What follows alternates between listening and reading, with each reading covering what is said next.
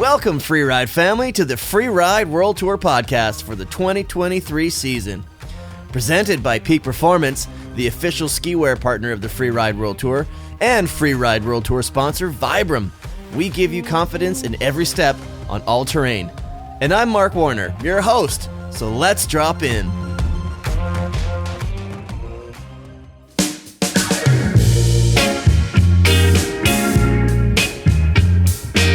All right, welcome back, everybody. This is the Freeride World Tour podcast. My name's Mark, and I'm with Derek Foose. And we usually do this the day after the comp, or like a couple days after. This has been, it's been about 3 hours. Yeah, fresh. It's fresh in our heads. It's fresh in our hearts. That show at Kicking Horse was just, wow. Yeah, it's pretty cool. So you were in the booth with a special guest this week. Yeah, we had Sam Smoothie. So Anna Smoothie suffering an ankle injury skiing in Verbier actually just before the first two stops of the tour. And in the Pyrenees, we were able to use some resources to get her to the commentary booth, but the airport schlep with ski bags and everything for Anna with a broken ankle on crutches wasn't going to fly. Luckily, Sam Smoothie, living just down the road here in Revelstoke for the winter, he's a ski guide now, and he was available and interested. And man, what a great job. I mean, first of all, the guy's a legend. He's got probably one of my all-time favorite runs on the Freeride World Tour. Just Billy goating. It's like it was like a Mario Brothers run. Yeah. Just from like pad to pad to pad to like, how did you do that? And his take on the riding today was just so clear, so concise. He knows it from their perspective, but he's just a natural on the mic. Yeah, it was a pleasure working with Sam. Witty dude. And when I heard that might be an option, I went, oh, this is going to be really, really fun. So as people listening to this show know, I have a lot of Derek-isms. I have an entire list of every single rider. There was a Smoothie quote, but that's just who he is. He's just a smart aleck. So we may drop a couple in. One of my favorites was at the very beginning when you're talking about how nice it looked. He's like, don't you want to give that Windrift just a little tickle? Yeah, all day long he just kept me giggling in the booth. He's got such a quick wit and all these little sayings and stuff. Yeah, it was awesome. I was trying to like pay attention to hear if you would like crack up, if you were laughing in the background. I was definitely laughing. You're just like holding the mic, putting yourself on mute. Yeah, luckily we've got a quiet button on the setup because he just had me howling the whole time. So that was funny. He did a little video too. He's like, 7 years later, yeah. I've returned. So that was really, really fun.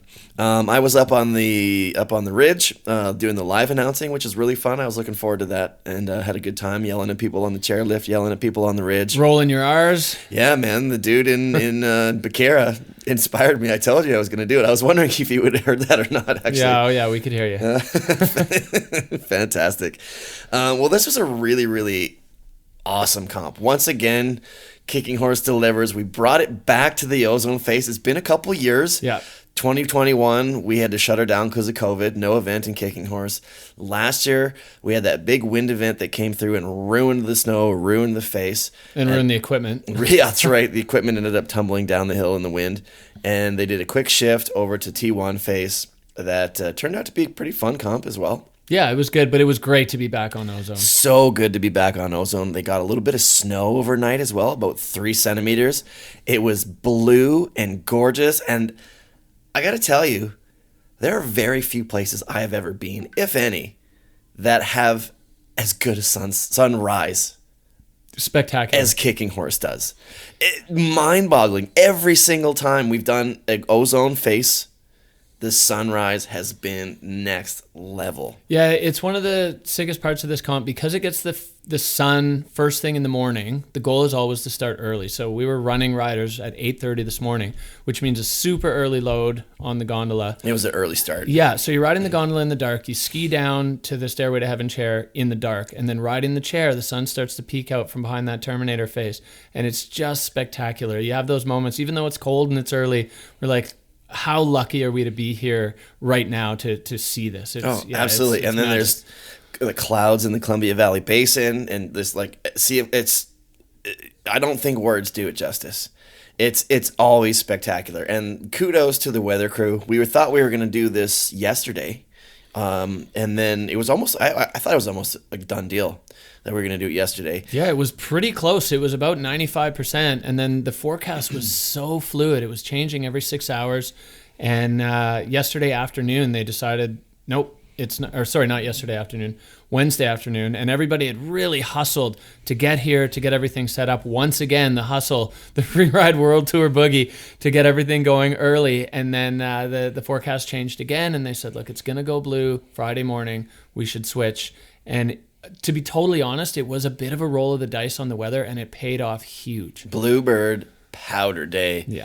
And looking out the window now, it's about 4 o'clock in the afternoon now. The comp ended at about 12. I think we got off the hill at about just after 1.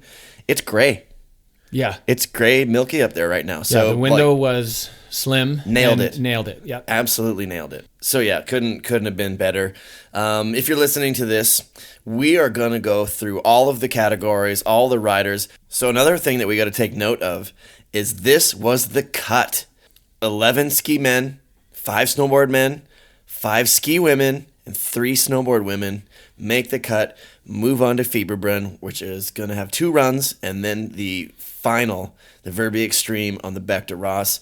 So we're going to get into that throughout the episode here. So if you want to follow along with us, go to the Freeride World Tour website, freerideworldtour.com. You can watch the full replay. You can highlight each individual athlete's runs. You can watch it while we're talking about it. Maybe you're listening to the podcast and you want to go back and remember what we were talking about.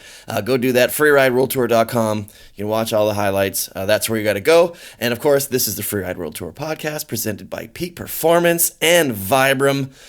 So let's start with snowboard men, or actually before we get to that, let's talk about the snow conditions.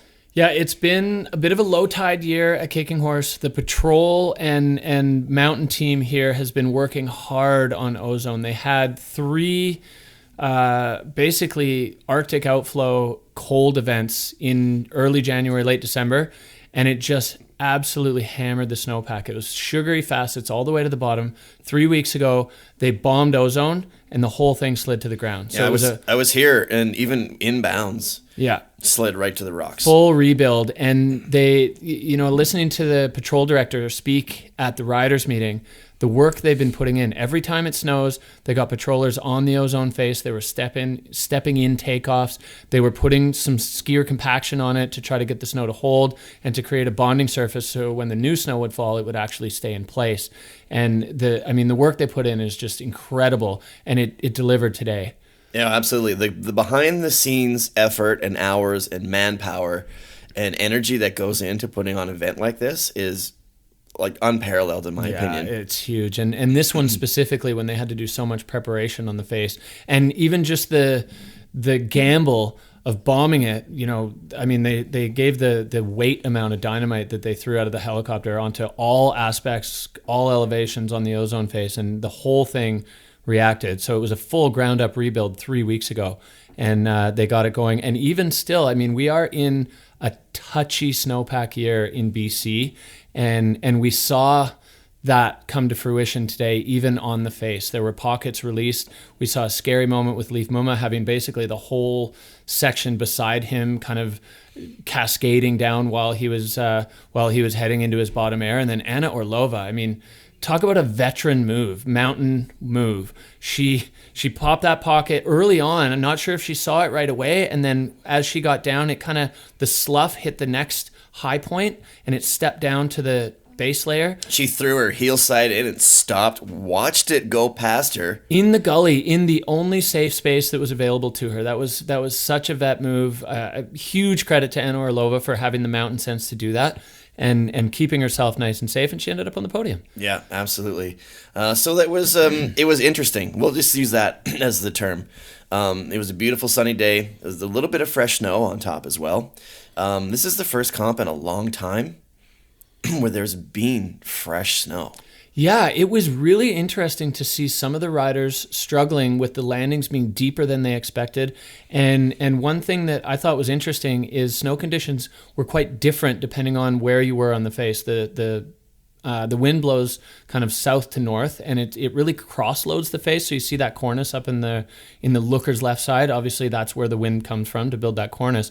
It deposits it on that side, but then on the other side, there were parts that were scoured and parts that were really deep. It was a little bit firmer over there, and I guess maybe just more inconsistent. One turn to the next, you could have a really different riding surface. So it was a challenge for the riders when they were scoping their lines to decide which side to go on. Obviously, there's different features and different styles of riding on either side, but then having the snow conditions be so different as well just threw a wrench into the mix. Right, and most people actually chose to cruise over to that skier's right side, rider's right side, where there was that better snow. Yeah, and naturally. It was quite clearly better in there. For the most part, not too many big shark attacks. There were some, and really one thing that stuck out to me was a lot of the riders that went into rocky areas that looked really techy. They didn't have the coverage in there. It was either just the new snow, or we had 20 centimeters about 4 days ago in the resort that kind of hid a bunch of stuff. But it's the champagne powder capital of Canada, right? Champagne powder capital of Canada. The snow is light and dry, and so it hid a bunch of stuff, but it didn't give it enough coverage that riders could move through smoothly when they were in those techie zones. Do you know what I noticed, though? The riders that chose to go through those techie zones with a lot of pepper, with a lot of stuff, they all got through fairly easily, whereas people that went through those other zones expecting it to be a little more filled in got caught up. Like Finn Billis, for instance, he went right through the middle, right through the guts of, he went through the minefield, and came out unscathed. No, it's true, and definitely, I think for the riders who went into the areas that they knew it was going to be rocky, they had that expectation, but it was the ones who didn't expect it or who just weren't sure about conditions that kind of got caught up. And when's the last time a lot of these people competed in a comp with POW? Yeah, for sure. It's been a while on the Freeride World Tour. How often do a lot of these riders get to ski POW? I did an interview with Carl Renner on my show. We ended up in Switzerland after the last comp, and we got one amazing day of POW. He's like, that's the first POW day I've had all year, right? Yeah, contrast that with Andrew Pollard, who's been skiing powder all season long, and you could see it. You could see it in the skiing today. He was so comfortable with the snow conditions. It's not 500 inches, but he was comfortable in soft snow. He kind of understood the way it was going to react under his skis, and you could just see it in his skiing. So that's a really cool variable that, a lot of times on these tours, people are in and out, and they just are where they are, and it's just luck of the draw. If you get to ski some POW, if you don't ski powder a lot, it takes you a run or so to kind of figure out your balance point. Like just being at home, how often have we skied Whistler for a couple weeks and it's hard pack and you get that big POW day, and then it takes you a couple runs to kind of really get your balance back, really get your equilibrium. Yeah, and we saw it in the snowboard fields, a bunch of riders dumping noses under the snow. They become maybe so used to just stomping both feet equally because it's a little firmer, and that's not as functional in powder. You kind of got to lay into the tail a little bit to let the board come up, and then the rocker do its work and get you back on the surface. Which was proved by Michaela Meehan, who ended up on the top step, who's been hanging out in Revelstoke for the last, the first start of the season. They've had a good season. Yeah. And she's been skiing some POW, so she's got that touch. All right, well, snowboard men were the catalyst, the kickoff for the day, and right out of the start, it was immediately awesome. Mm-hmm. Like watching the replay with the drones cruising by, with the sun just rising, the light. What a beautiful scene! Kicked off by Liam Rivera with an amazing run. Oh man, this kid is just on such an upward trajectory. He's young, but he's seasoned. He was a good competitor in the Freeride Junior Tour. He's been a mainstay on the qualifiers. We saw him in Nunda at the Freeride event there, slaying in powder, big jumps, lots of tricks, going frontside 3, backside 3, big features, and just never even put a single fingernail out of place. It was such a solid run. First guy to drop, held on to the whole day. Right onto the hot seat, held on to it the entire time. Yeah, so Liam Rivera, he's had a slew of firsts. First Mexican on the tour, first Mexican on the podium, now the first Mexican to win a Freeride World Tour event, and he has put himself right in the mix for the hunt for the overall, especially because the points, they increase as we go to FWT finals at Fieberbrunn and Verbier. How much do they increase by, do you know? Yes, 25% approximately. It varies from category to category, because the bigger categories it's slightly less. But yeah, he's in the mix right now, and with a win in his first year, he's got to just be riding a wave of confidence. 2 podiums in his first 3 events. Good for you, man. Super solid. It took him basically one event to figure it out, and then it's podium win. Yep. This is pretty good. Pretty good curve. Absolutely. And then second place, we got Ludovic Guillaudiat, who is still on a heater. Podium, 3 events in a row. Yeah. Ludo has found a new gear, and it's so cool to see. And he went, I got to say, like polar opposite of Liam. He went full Freeride classic, charging, just fall line airs. His run was over in a blink. Kind of more of his style that we're used to. Totally, yeah. And we saw him pull out the freestyle in Andorra. Not today. Today was full charge, and he, again, so strong, so composed over his board. Yeah, maybe he hasn't been riding POW, but he sure looked like he was comfortable on the face today. And he's holding on to that leader's bib with a pretty solid lead over Liam Rivera. But as we said, the points go up as we go into finals. But Ludo's coming into his bread and butter.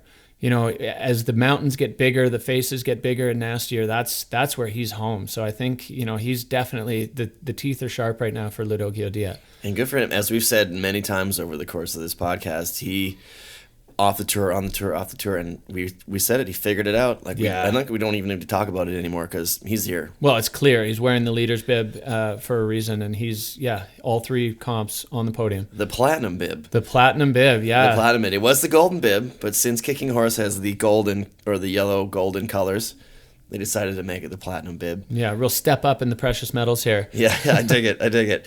And then in third place, Jonathan Penfield, who is a winner on this Ozone face in the past, also went down to the Challengers, back on the tour, and what a fun run he had. So smooth. Yeah, quite similar in line selection to Liam. He had, I guess, one less 360, Liam spinning off the top, but really clean. And John Powell is just...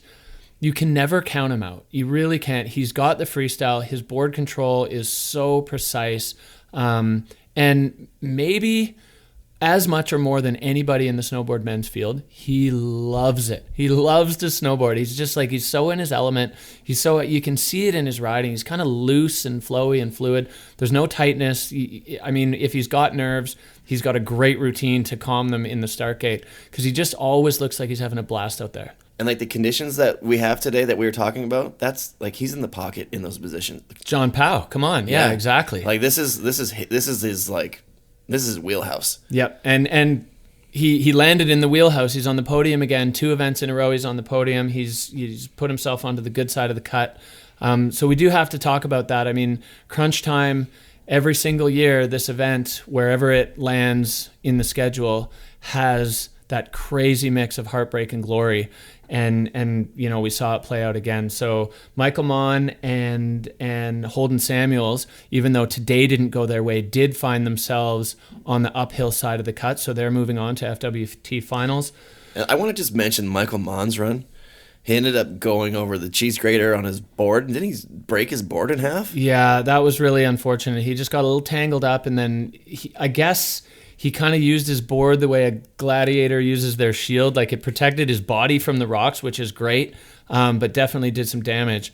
And happy that Michael's all right. And he's still sitting in a solid spot, 4th overall. So making the cut, moving on to finals, along with Holden Samuels, the young rookie, who's already had a great result. And then today, not quite going his way, ending up in 4th. I mean, it was really good, but we really saw only those 3 super clean runs from the podium guys, and then everybody else had significant issues.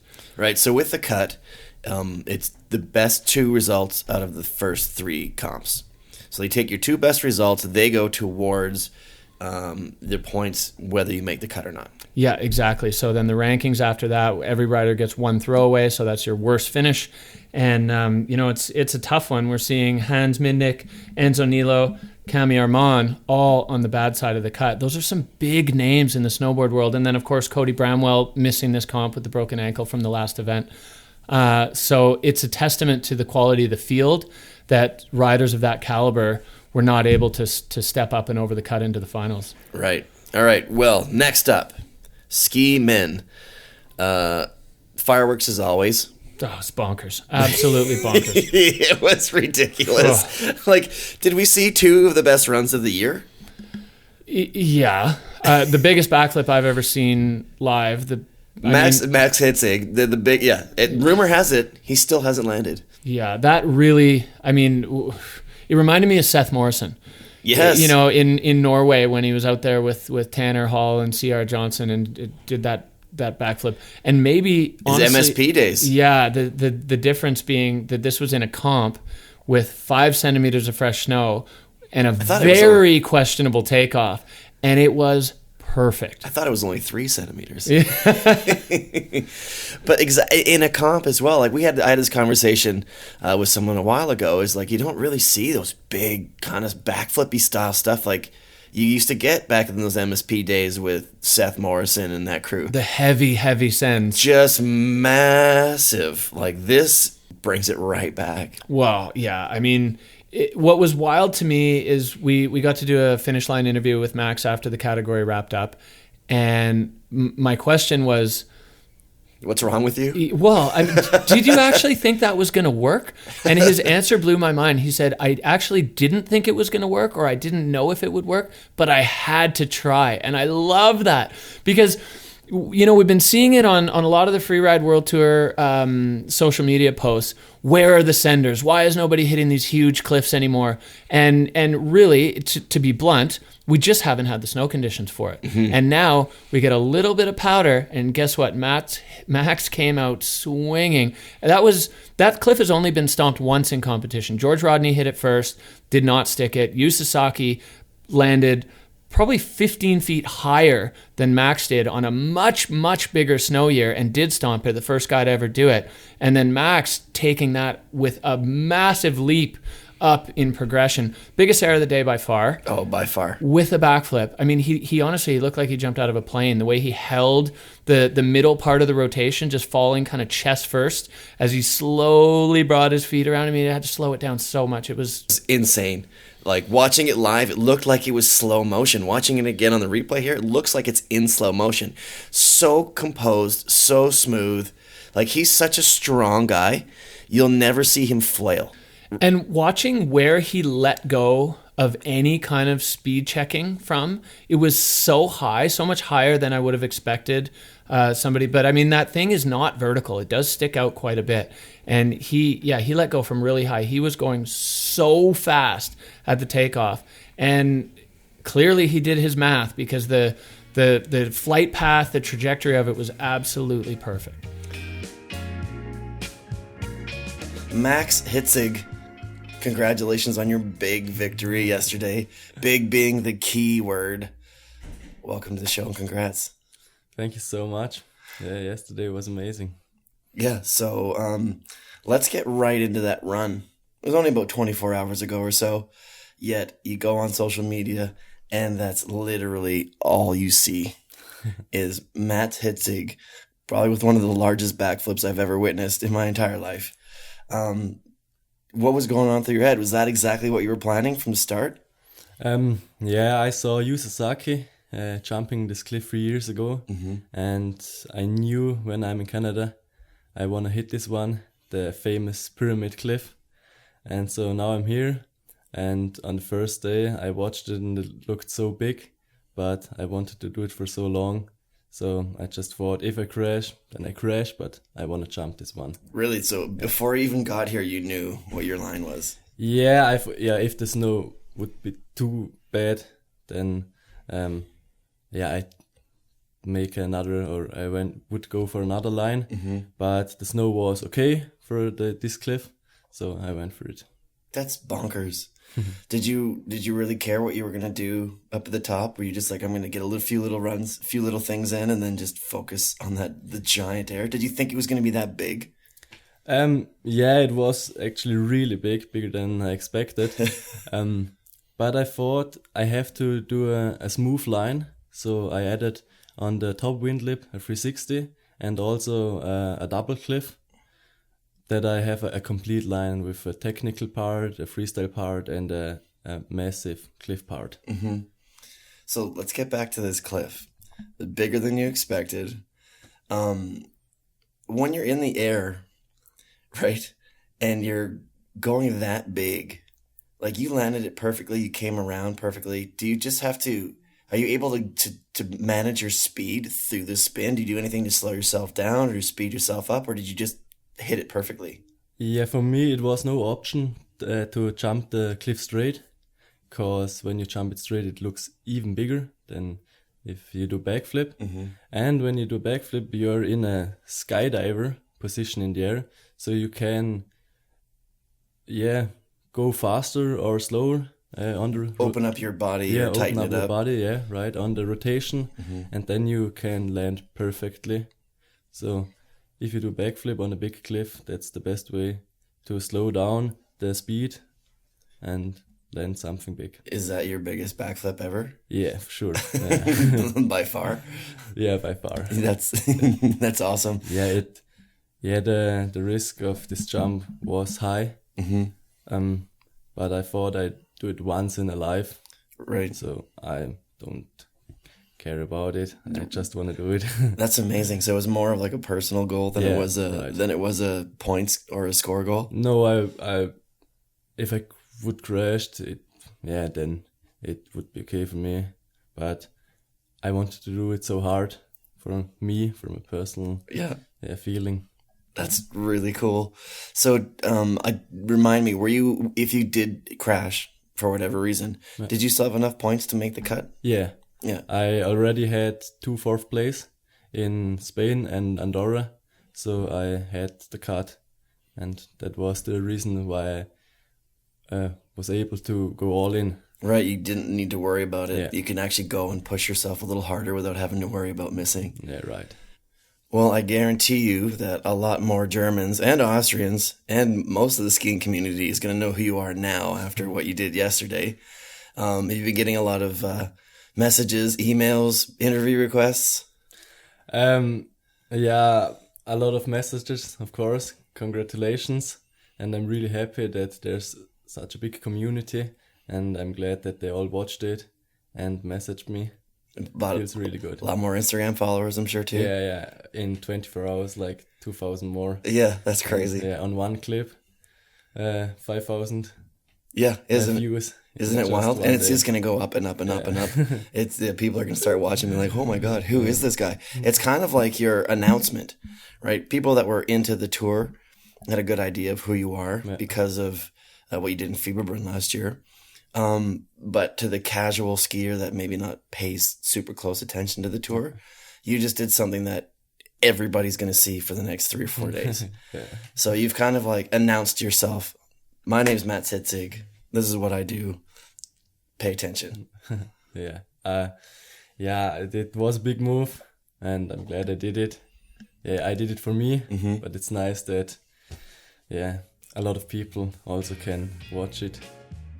Peak performance, radical moment. There is absolutely no doubt. Yeah, I think that was an easy one, and radical moment of the year, radical moment of the century. Oh man, if there was a peak performance rowdy moment of the day, that's going to Marcus Gauguin. Oh, Marcus Gauguin! It's just so cool to watch this guy. He's just on fire right now. From junior world champs, taking the win there, and then gets the wild, shows up in Spain for a 4-run, great, does that, gets, I don't want to say lucky, but the timing of Navarro retiring and him being on site, gets granted the wild card, puts down the radical moment. They couldn't even decide between the cork 7 and the huge laid out low angle backflip with his goggles around his neck, so they just comboed it, and then coming in here with a pretty uphill climb to make it to finals. He would be guaranteed into finals if he finished top 3, and anywhere in the top 10 it was a maybe, but a lot of other things had to fall into place with other riders finishing rankings, and there was no holds barred for Marcus. He doesn't hold bars or bar holds. Dude, he threw that 360 into the Nar with speed, a little bit backseat, got bucked off the next little air, straight into a left-hand sharp turn, almost on the edge of control. I would say he's just over the edge of control. Managed to pump his legs into a backflip, mind-boggling. So who else hit that exact same spot right after him? I think it was Arena. It was Reina, and he couldn't make the turn, or didn't dare make the turn because he thought if he was going that fast and laid onto the right leg, he might high. I mean, I can't. Maybe because he's a little more experienced and a little smarter, perhaps. Yeah, but I gotta say from my experience with Marcus, that turn was a coach's dream. He stood on the downhill ski. He didn't rotate his upper body. He let the ski drive the turn, and then it put him exactly on the trajectory. And what Marcus was hoping coming into this was there was going to be a track off that feature, and Ralph Velpener had put a track on it with that huge 360, but because Marcus was coming out of that turn with not a huge amount of selection in his direction or control, or yeah, I mean, he was in you can't argue the control because he made the turn, but he was on the edge to the point where he's going where his skis and his inertia is sending him. Yeah. He didn't have a choice. Yeah, and that's, right? I guess my point is that he wasn't in Ralph's track. Mm-hmm. So setting the flip in powder, he had to set it so hard. Like his boots were under the snow as he tossed his hips and his head back, and he had to muscle his feet to come over, and then still held it. And it was funny, again, in the finish line interview, he was bummed because he said, I didn't go nearly as big as I wanted to. He was not pleased with that run because it wasn't the plan. But for a plan B, I'd say it went pretty well for Marcus Gauguin. Oh man, like just his reaction time, being able to react to the situation, to the timing, to everything that's happening, all the forces of physics on your body at that point. He just kind of was like, all right, I need to go in like a split fraction of a split second. I need to put weight on this ski. I need to point in this direction. I need to do this and do that. Like every decision that he made, you couldn't have done any quicker than he did it. Yeah, it's the ultimate recipe for a free rider. He's basically running a full-grown man's body, but has an 18-year-old kid's brain. It's an ideal free ride recipe. That was bonkers. Yeah. Listening to you guys on the replay, losing your minds too. And part of me really likes that because you're his coach. Yeah. Right? And you have to play it down a little bit. I try to keep it together, but that was impossible. And Smoothie couldn't keep it together either, and he never coached him. I mean, that was, regardless of your relationship with an athlete, that was an unbelievable moment and just such technically precise skiing, but still with that absolute ragged edge factor that is just so exciting to watch. Yeah, absolutely. So the 18-year-old who picked up a wild card, who won the junior freeride championships, he's currently on the Whistler Junior Freeride Club. Yeah, he's in the Whistler Freeride Club right now. This is unheard of. and he's podiumed on the Freeride World Tour. And if he had landed that first little 3 last week, he would have probably been on the podium, if not right there last week as well. Yeah, he's definitely on one. And with that result, he's qualified into FWT finals. He's going to the finals. He's on a ride. Kid's on a ride. Amazing. And then, following up a first place podium last week, an emotional competition, brought it right back. Third place, Valley Rayner, the king of the cozy hoodies. His run was so cool. It was so cool. He took the bottom air that he hit with the backflip, he took it from so much higher than everyone else. And there's a big rock well under that thing, and we saw some people get gobbled up by that who hit it lower and kind of cross hill, because it feels, the takeoff draws you into a real cross court A-Paul style, but when you go that way, you land right in the belly of the rock well. And he went way up higher, which again showed a mastery of control, because he came out of that big double and he had to really stand on his ski to get up there. And then, I mean, lace the backflip. Peak performance, man. Valley Rayner, like, he's like Ludo, like we said last time. Yeah, he's kind of mirroring. They were on the tour, got sent down to the Challenger, figured some things out. Yeah, learned something, took it away, studied, back to the lab, and he is a threat right now. And more than a threat, he's leading the tour now. Yeah, he's got the platinum bib or the golden bib, whatever we want to call it. Yeah, so that's, to me, that's a great story, that he can go from cut to like the attitude of let's get back to work, let's dial this stuff in, and now be sitting in the leader's bib going into FWT finals. Incredible story for Valley Rayner. You know what's really, really cool is Valley and Mats Hitzig are actually traveling together, and they're filming their YouTube show, Decide to Ride. And I wonder, obviously they're sitting in the car, they're having those conversations, kind of like when Christopher Dudell and Carl Rainier were having those little powwows. What is our line going to be? How are we going to ski this? I wonder if having that really close compatriot that you can share all that stuff with adds a huge factor to it. 100% it does. And speaking to Valley at the end of the day, he said being on the podium together with Max was a dream come true. He was kind of overcome just with joy. He was like, that's crazy. Like, that's what we've been talking about. We've been dreaming about it. And now for them to and they just missed out last week. Last week, Max was in 4th place and he easily could have been on the podium. Yeah, for sure. That was such another huge run. But so for those guys, I think there's a huge part of that that makes a gigantic difference. I want to give a big shout out to Finn Billis, because Finn, he's like, he is learning, he is listening, and he is evolving right before our eyes. In the first event, he went pure freestyle. He didn't hit a lot of big features, but he did some really cool stuff. He did a 5 into the, into powder, which you don't see a lot of. It's only the second time I can remember it on the Freeride World Tour. In the last event, big switch 180 off a cliff, but it was kind of more like lower speed, super playful. And today he came out hot. He was charging. It was pure free ride with the tricks. He skied right through the gnar. Yeah. Like right through the pepper. Aired in behind that tree. I don't know if you were able to see it where you were. We couldn't see it. No, we saw him disappear and we're like, what? I thought he may have hit the tree or something like that, but he kind of landed in the pow pocket and then skied around the tree. Yeah, he kind of popped back out like a magician. It was actually really cool, because Sam and I both were like, where'd he go? Yeah. Did he fall? What happened? And then we got a replay with the drone angle, and you could see he was clean back there, and obviously the judges see it through the super binoculars that they're using. But and then they've that big floaty 3 over the pepper. That was insane. I mean, if you take away Max's backflip, that was one of the moves of the day for me. It was so big. And he almost had the grab. I think he went down for it. I think he had the full grab, but I think he got hand on ski. Really low angle takeoff. So the skill, the precision of the feet placement and everything to get the pop to make that, to set that and have it be that clean. And the landing was perfection. Yeah. Yeah, love that. Love to see it. Something I liked about that was Xander Gulman's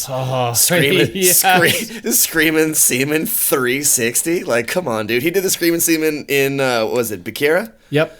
And then he brought it back, but threw it into a 360. Are you kidding me? Yeah, that was so clean and looking like. I mean, we'll have to really break down the slow mo on the replay, but it looked like he had a grab or went for a grab while he was screaming Seaman in the air backwards.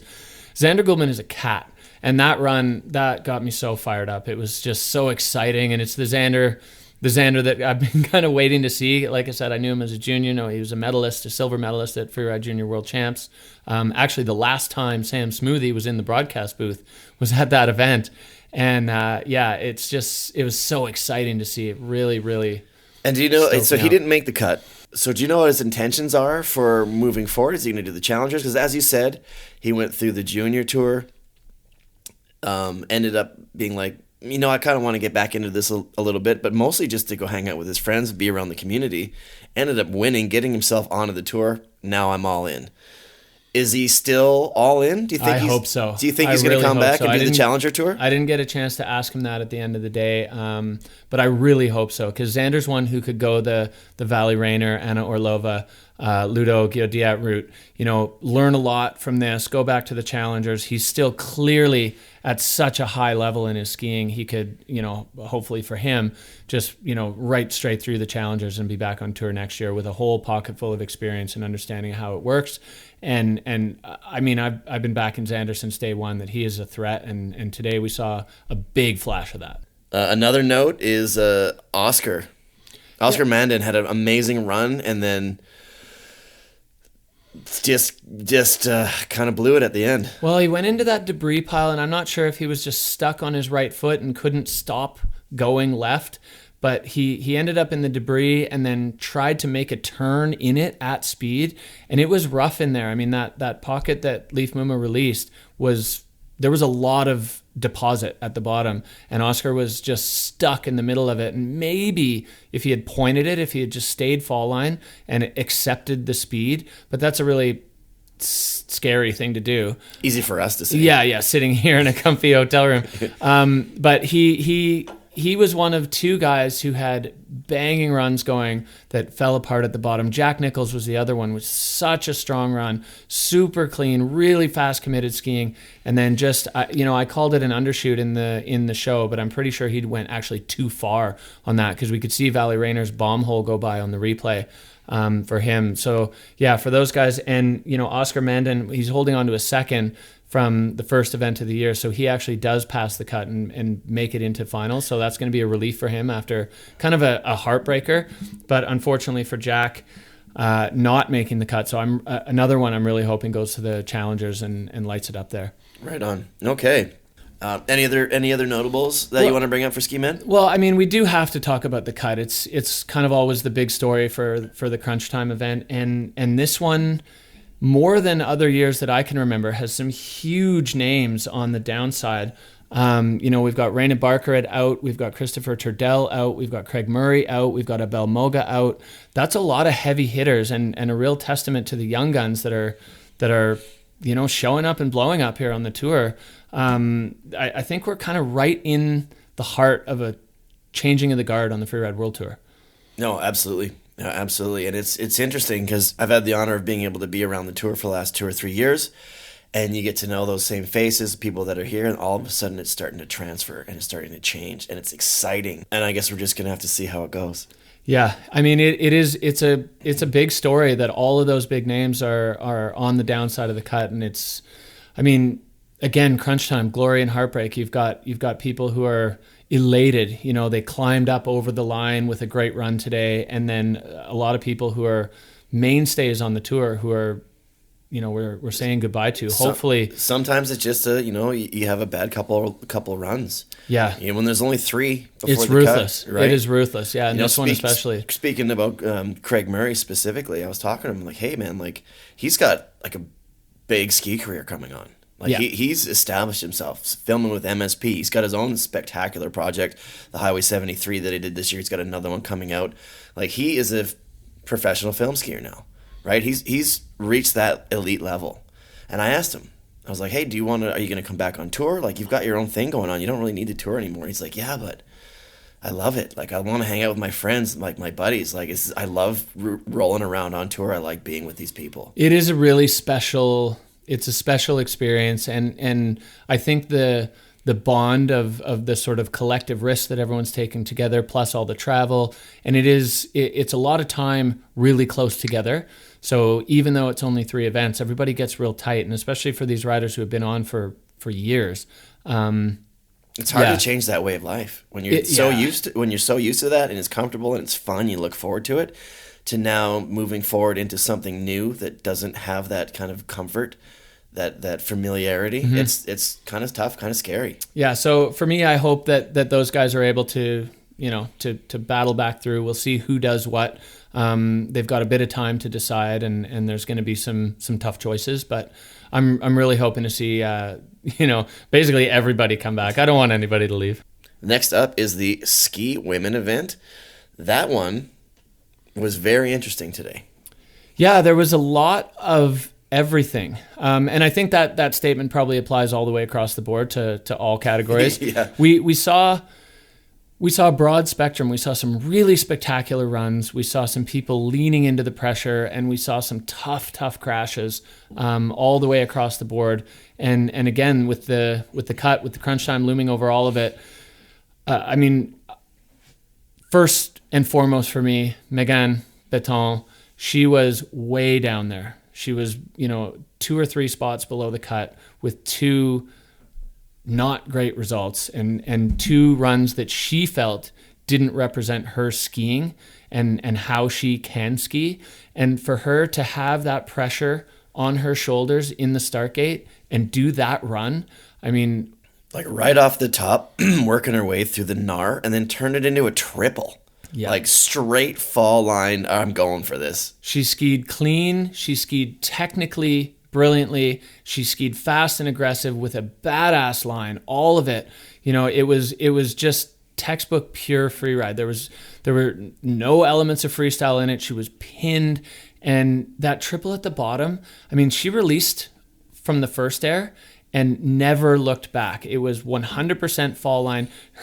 her trajectory or direction was so perfect to catch all three in a row, and there was no hesitation. There wasn't even a hint of a speed check. It was just throttle cracked wide open. It was such a great run, and yeah, just full credit for leaning into the pressure, recognizing the moment, and then just grabbing onto it and taking it. Because that was, I mean, it first went on tour, but also all of what went on to first podium on tour. Yeah, she had two pretty really first good run on tour. Yeah, and like her first two runs weren't good. Yeah, and she'll be the first one to tell you that. So yeah, for her to deliver that today was spectacular. Right, and then second place on the podium, someone who's quite familiar with the ozone face, someone who's been on the podium here before, Elizabeth Gerritsen, doing what she does, a classic. Yeah, trademark Elizabeth Gerritsen line, smooth, strong skiing, in control, another double. That seems to be something that she does, like, it's her thing now. Yeah, doubles. Lord of the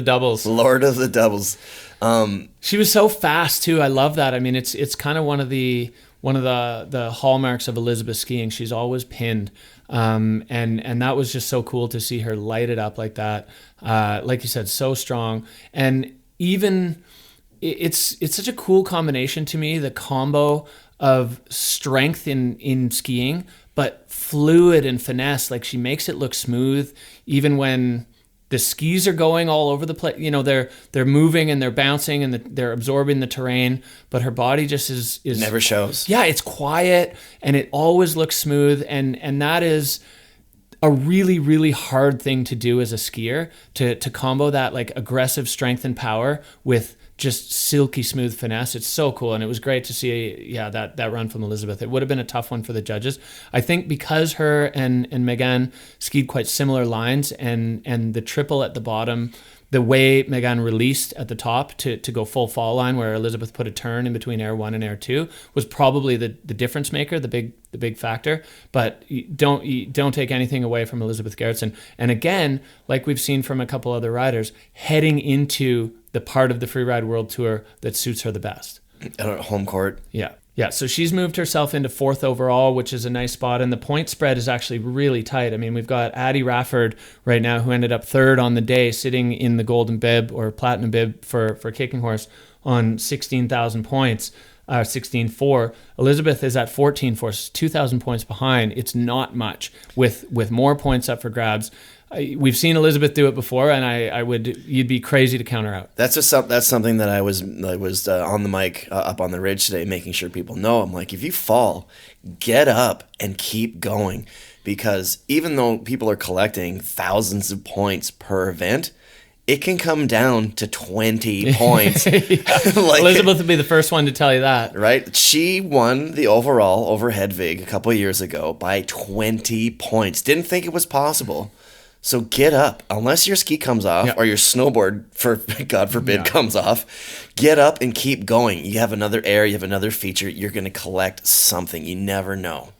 Yeah, for sure. And then, rounding out the podium, Addison Rafford, the Sun Valley shredder. Rookie. So, yeah, rookie. I mean, she won the Challenger Tour last year, so obviously coming in, we knew there was we knew there was something there, but man, she has just really risen to the occasion at the Freeride World Tour, and she's finding lines like what she skied today nobody else even looked at, and she skied it so well. She hit that double, similar vein to Elizabeth, like she's digging the doubles, and she went so far off the second one, but the reconnection with the ground, the landing was so perfect, it almost looked effortless.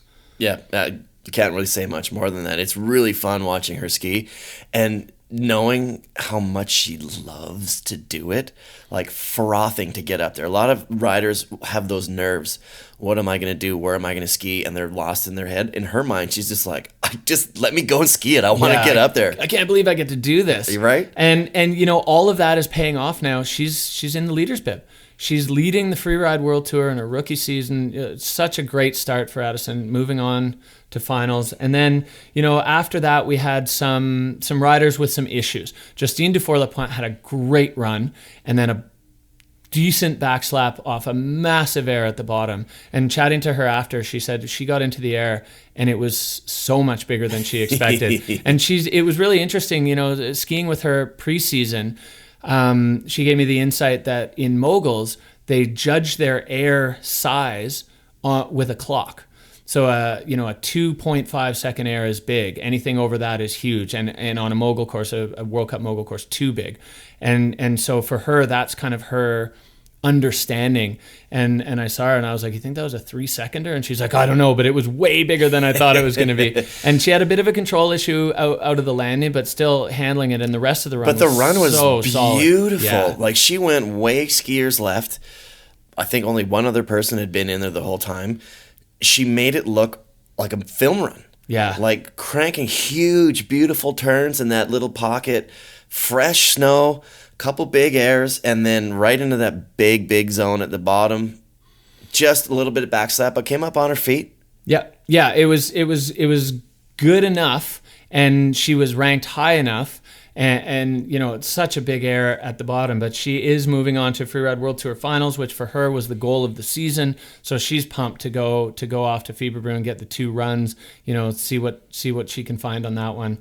And then Elizabeth Gerritsen sitting in 4th right now, Megan Beton in 5th overall. And then again the cut really kind of hammering home. So we saw Molly Armanino with a bit of a tough one. She got bucked hard, but she was sitting in 1st, so she's still good for finals. She made the cut. But again, some big names: Sybille Blanchon, Olivia McNeil, current world champ Jess Hodder, all on the downhill side of the cut. Delilah Quinn with a tough one today, and then obviously we lost Lily Bradley to injury, so that's difficult. But it's just ruthless, this cut, and the riders needed to perform today. Some did, and some had a tougher day. So are we happy with what we've covered in ski women for this comp? Yeah, ski women blowing the doors off once again. The ladies delivering on their potential. All great riders and some absolutely fantastic runs on ozone today. Absolutely. All right, so as we mentioned before, check out freerideworldtour.com, and you can go and watch all of the riders' runs, the full replay. It's really accessible, really easy. If you're listening to this podcast and you want to go listen to something we were raving about, or maybe watch it while you're listening and come along with us, freerideworldtour.com for the full replay on this, the Freeride World Tour podcast, brought to you by Peak Performance and Vibram. Final category of the day: snowboard women. Yeah, it was a little bit of everything. We saw some spectacular, we saw some scary, we saw some crazy. It was all over the place. Snowboard women have gone first in the first 2 events. They dropped last this time, so the face a little bit cut up. But we saw some riders pioneering some new areas, which was cool. Finding POW after 55 riders have already gone is pretty great. And the cool thing about this is the last 2 comps, the snow conditions changed throughout the competition for the last 2. It was minus 12 up there today. It was cold. Even though it was sunny, the sun wasn't really affecting the snow quality on the face, which was nice. So it was consistent from first rider to last rider. Yeah, which is good. It and the nice thing about when you have that cold smoke snow, even when you land in it, or put a track in it, it doesn't really condense. It just moves it around, so it stays soft. The only one who got kind of punished by it was Jess Hodder, landing in a bomb hole. But otherwise, you could land in somebody's bomb hole, you could ride through somebody's track, and it wasn't going to be a huge difference. And honestly, a lot of the times, a track or 2 in the takeoff made it better. Mm-hmm. And then also, back on the snow, you could throw up a big pow slash at the bottom. Oh, yeah. Which, as everybody knows, is one of my favorite parts, and there was a lot of it today. So let's get into snowboard women. Starting it off with Michaela Davis Meehan, which I am so excited and so happy that she was able to put down a solid run, because I know her potential. I've seen her ride. She just wasn't getting the results that she wanted, so it was really cool to see her put down a solid run. An 83.33 for the first rider out of the gate is almost unprecedented. That was a huge score they threw at her. The judges loved it, and it was so committed. I mean, dropping off the cornice above that cliff is, you back yourself there, because if you blow that landing, you're falling off another cliff and then into like hell on earth. Like, it's not where you want to fall. And Michaela just handled it like a total boss. It was such a great run, and really, at least on this season, finally showing the full Michaela deal. Like, you said it, she's such a good rider, and I was really pleased for her. there's I guess a little bit of a dark cloud over it because she was so far behind, because she had 2 crashes in the first 2 events. Not only did she need to win today, but she needed other people ranked above her to not do well. You know, it wasn't just a clear-cut win, you're in. She got that in Katie Anderson, but not quite so much Estelle Rosolio, who I think was the one that she really needed to not have a good result. Yeah, and Estelle had an amazing had run. a great run, yeah, exactly. Estelle was like, nope, not today. I'm not leaving it up to fate. I'm taking this into my own hands. Yeah, exactly. And Michaela was in the unenviable position of having a little bit of fate required, as well as her to perform to her max potential to get it done, and it didn't quite fall her way. So she did end up on the downside of the cut, just barely. I mean, 14,400 for Anna Orlova and 14,095 for Michaela. So she was close, but those other 2 crash runs in the last 2 events just didn't quite give her the padding she needed to get it done today. But we did see real Michaela show up, which was exciting. Yeah, absolutely. And always with a smile on her face, always having a good time. So I'm hoping that she is one of those that goes through the Challenger Tour, and then hopefully we can see her back again here next year. Yeah, I got my fingers crossed, because I think she'll be one that if she comes back, she'll come back swinging. Same thing that we've been talking about. Go down, figure some things out, come back and start to smash. Yeah, totally. So second place, Estelle Rosolio, rookie on the tour this year. You know, she's not a rookie to ride in. Like, she's not a kid. And she's got a couple of careers. You know, she's a coder, she's a DJ, she's got other stuff on the go. But man, she is really crushing on the tour right now. Like, for a rookie, for somebody who's new to this scene, she's lighting it up.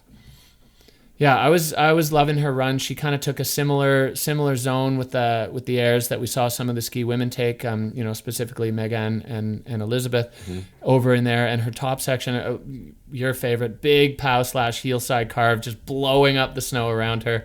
Yeah, really strong one for Estelle, and she put herself on the good side. She's in second overall. Quietly making waves. Yeah, if that totally makes sense. Like we haven't spoken about her a lot over the course of these 3 events, just because she's right there, kind of like what Finn Billis has been doing, right? We're paying attention to Finn because he's doing things differently, but he's not top of the podium. He's just right there consistently in the middle. 4, 5.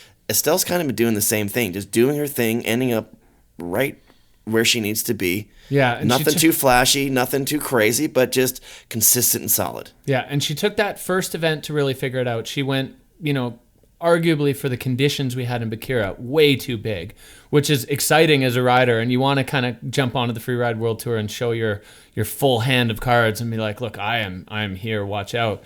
But the conditions didn't agree with her level of send, but she's kind of found the happy medium now, and you know, 2 events, 2 podiums, and she's right in the hunt now. You know, the overall title is right now, Katie's got a firm grasp on it. Her day didn't go great. She had a weird nose dip fall on the ridge top, and then I wonder if it was the pressure that got to her. Home court. Her family's here. She's from just down the road in Fernie, BC. So I wonder if that had anything to do with her performance today. Because I asked her on the last podcast when we chatted with her, I was like, so, foot on the gas, or are you taking it easy? She's like, oh no, foot's on the gas. Yeah, that was weird. It really was weird. And we saw all day riders, the wind scour of the snow on the top of the ridge was kind of rippled. And you could see Katie's feet get light, and as she rolled over, the nose just dove straight under the snow, and there was no way to recover from that. Once the nose of your snowboard is under, especially when it's kind of wind-packed snow like that, you're going over. And the rest of the run didn't go great, but luckily for Katie, it's best 2 of 3, and her other 2 are wins. So this one's a toss away, reset, you know, back to the drawing board. She's still sitting on 20,000 points with 2 wins, so it was a commanding lead in the overall. But the other women are coming for her, and Anna Orlova was another one. She had a great top section, and then, I mean, we touched on it before. She cut that pocket out. She managed to tuck herself away in the gully and let it clear, and then continued on with her run. Yeah, like more airs below that. I can't imagine the adrenaline, like seeing that slope rip out past you. through the chute. She's like right there, probably feeling the wind of the snow moving past you. 3, 2. All right, I'm going to continue on with my run. Right into it like nothing happened. Another air out of the trees in the bottom and then just slaying. Probably blood just pumping with adrenaline, being like, whoa, okay, I'm good, let's go. Yeah, so the judges zapped her for fluidity, which is, I mean, I guess you got to go with the criteria, like, but also she stopped. See, that's interesting though. That's a discussion. Oh, for sure. Right? Yeah. Well, fluidity, what am I going to do? Right into my slough into the middle of this chute that it's blasting out of, or am I going to wait it out and then get right back into my run? No, what she did was the only option there. Exactly. You got to keep yourself safe. So how do you reconcile that with the judging? Is an interesting question, because has that ever really happened before? It's something that comes up that you're going to have that discussion, right? Yeah, it's definitely been a while, and it's been a while since we've had a bunch of snow on a face, and you know we've touched on it earlier. The avalanche conditions right now in this part of BC, across BC, are extremely touchy. Extremely touchy. There's a lot going on in the snowpack. What Anna did was 100% the right thing to do. And I guess really just based on the other riders crashing, she still managed to find her way onto the podium with a significant fluidity dock. But the sections above and below that stop, which was a critical stop, were great. Still had a great score, 68.33. Yeah, and maybe they gave her a little bit of leeway on that, but there was definitely a significant dock on fluidity, and I mean we can. And this is just speculating. We haven't spoken to the judges. Yeah, we don't. totally. We haven't spoken to them. We just look at the scores and the numbers. Like I said, this is a couple hours after the event. We haven't really got the full breakdown, the full debrief. Yeah, this is the armchair version for sure. Yeah, exactly, absolutely. So please keep that in mind. Derek's on the broadcast. We're here. We're around the tour, but we're full on armchair. Yeah, armchair Freeride World Tour skiers here. So, as with all the categories, the cut weighing heavy on the snowboard women, we see Michaela almost climbing over it, but not quite able to, needing Estelle to not have a good run, which she did, so it didn't play out for her. Tiffany Perton, another reigning world champion, under the cut. That's tough. From Freeride World Tour champ to not making the cut, whether it's back to the challenges for her, we'll see. Tiffany definitely pretty bummed. And another one that kind of fell victim to the powder. She had a good first air, big first air, stomp clean, and then it was a smaller second one that just kind of ate her up, lost the nose of the board right over the front, and down she went.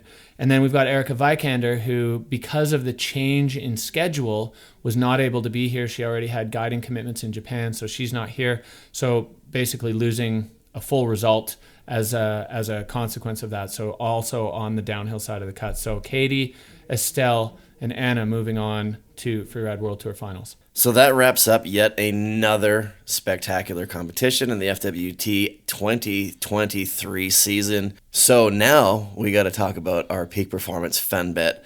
And straight up, I blew it. I was going to wait till the last minute. We had to get up this morning at 5 in order to get up the hill. I was going to do it last night. I sat down on the bed and passed out. Got up in the morning, completely forgot about it, missed my opportunity to enter. That's my story, and I'm sticking to it. It's not because I was doing terribly. It's because I actually forgot. Well, I did do a peak performance fun bet, and it still didn't go well. So once again, proving that although we're involved in this, we seem to know nothing about it. But we talk a big game. Yeah, it's all talk. All talk on the mic and in the podcast. But we've got a solid crew of people engaged in the FWT podcast league on the peak performance fun bet, and I mean the prizes are insane. Like for individual events, you get some great peak performance gear, and the overall 3,000 euros worth of peak performance stuff. Like Get on board, and we still have 2 more events. So yeah, get involved. Super cool, and you don't have to be in for the entire thing. You can go event to event. Right now we have 28 people in the league. Let's see if we can get it up to 50. So if you're listening to this, go to the freerideworldtour.com, go to the fun bet link up at the top, and join in and see if you know more than we do. For sure you do. We've proved that we can talk a big game, which is why we're the armchair, I guess, Freeride. Armchair quarterbacks? What do we call it? Armchair what? Yes, I don't know. Anyways.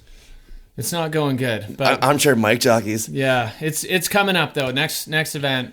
going to nail it. Sure it is. You know why? Because there's fewer riders. It's going to be easier. Yeah, I guess it's an easier selection when you're pulling from a smaller pool. Right on. So make sure you go check that out. Peak Performance Fun Bet. Join the FWT Podcast League. I am promising you that I will make sure I put in. Make your bet. Yeah, exactly. I'm not sure if I'm going to be in Fieberbrunn, but if that's the case, I'll be here on the computer watching and entering looking at all the stats, poring over, overthinking. Shout out to Spawn. The guy is crushing right now, sitting in first place in the FWT Podcast League. So I think Spawn, he had didn't he have like a 1,000-point lead or 900-point lead? It's not big anymore. Yeah, true. Telemarker Steve and E-Winner closing the gap, but we'll see. We still got 2 events to go, so lots to play for. Absolutely. Well, thanks again for tuning in to the Freeride World Tour podcast. I love doing this. This is super fun. We've got the party tonight, so I'm glad we got this over with. Last week, it was a little bit of a struggle for us both, I think. Hopefully it didn't come across the radio waves or the airwaves. If you've made it this far, please make sure you're subscribed to the Freeride World Tour podcast on your favorite podcast app. You can get it Spotify, Google Podcasts, Apple Podcasts, whatever one you listen to. Make sure you're subscribed, and please give us a review. So we want to keep doing this for you, and we'd love to hear your feedback. So that's probably one of the best places to do it. A big shout out to Peak Performance as well as Vibram, the official partners of the Freeride World Tour podcast and of the Freeride World Tour. Thanks to you, Derek. Thank you. A pleasure as always. What a day. Yeah, what a day. So yeah, folks, do all those things that we told you. Glad that you were here. And the next time you hear from us, both at the same time, it will be for the Fieberbrunn recap. Let's go to Austria. All right. Have a great day, everybody.